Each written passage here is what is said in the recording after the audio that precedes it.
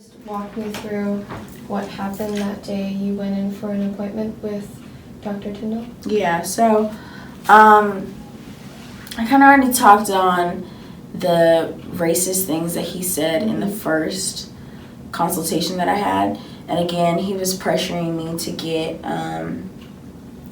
one, he was like overly concerned that I might be pregnant, was really trying to pressure me to go to Plan B, or go to Planned Parenthood to get an emergency contraceptive pill, Plan B. And I definitely felt like I was being bullied into that.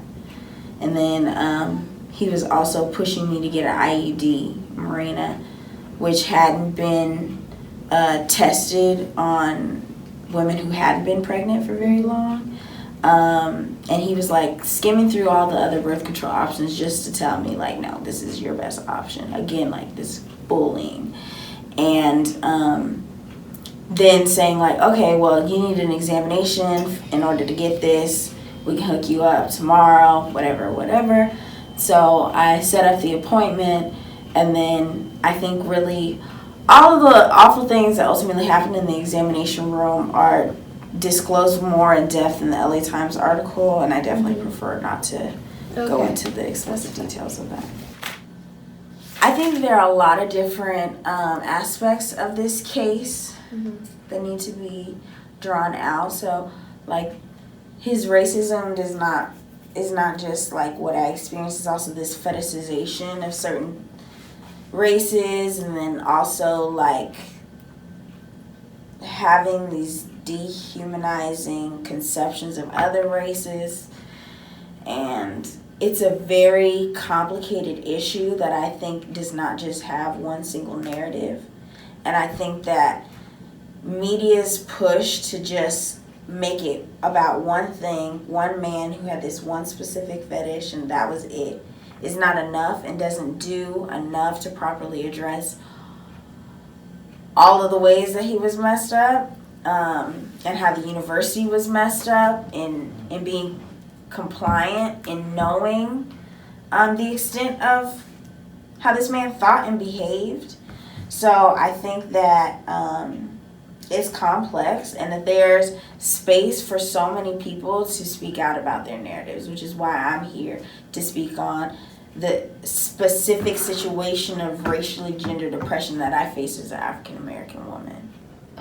How would you describe him when you first met him, and what did you feel in 3 words after you left your appointment?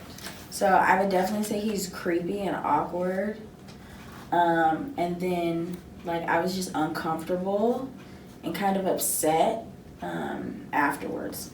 Definitely uncomfortable and very confused also, because I was like, again, it's my first appointment. And even though I'm feeling very uneasy about the experience that I had, I didn't really have anything to compare it to. So I was confused at the time as well. How, after your experience, how did that make you feel about going to the gynecologist? Do you have any fears about going back to a gynecologist? Yeah. So since then, I have not gone to another gynecologist. For one, I wasn't really intending to get an examination when I had originally gone to Dr. Tyndall. Like, I was in there for a birth control consultation, and he kind of like pressured me to get an examination. And so then after that, I realized, like, one, I didn't have, because it was my first gynecological appointment, I didn't understand immediately that everything was like so out of line. And it wasn't until a little bit later, when I had started talking to close friends of mine who had experiences with him as well, that I recognized that it was beyond the scope of like just medical practice. And so no, I haven't been to another gynecologist since. I think really because I haven't had the need to, but I would definitely take extra precautions when I eventually do. So how do you feel about the way USC handled your complaint, and also the complaints of many other women, and how do you think it should have handled the situation? Yeah, so I think that USC did an awful job at handling the complaints.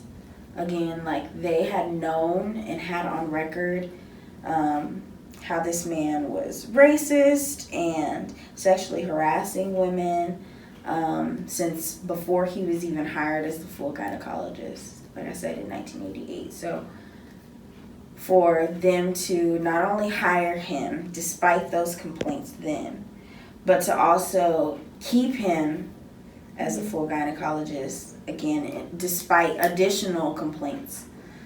But then to also pay him to resign quietly after you now have decades of complaints is just morally incomprehensible. It's disgusting, and it cannot at all be accepted. There are no entities that they could place the blame on because they've known for so long. There is no excuse. So.